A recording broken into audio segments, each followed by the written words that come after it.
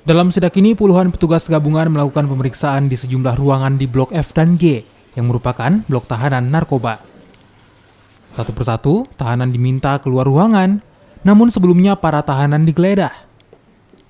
Setelah ruangan kosong, petugas lalu menggeledah ruang tahanan yang terdiri dari 31 kamar. Hasilnya, petugas gabungan menemukan sejumlah barang terlarang, diantaranya handphone, stop kontak listrik, sendok besi yang ditajamkan, alat pemanas air, alat isap, dan saset berisi garam.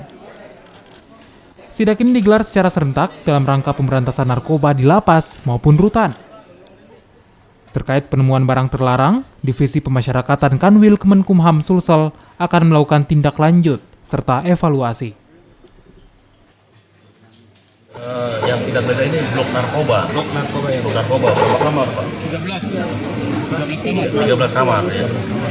Dalam penggeledahan ini apa saja yang ditemukan dalam kamar, Pak? 31. Nah ini yang kita temukan beberapa handphone, charger,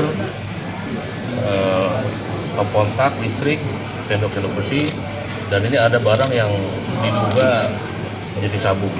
Tidak menutup kemungkinan juga ya, bisa saja oknum pegawai yang membantu. Makanya nanti ini kami tindak lanjuti, kami selidiki, dan kami laporkan ke pihak Polri, ya nanti ada pengembangan.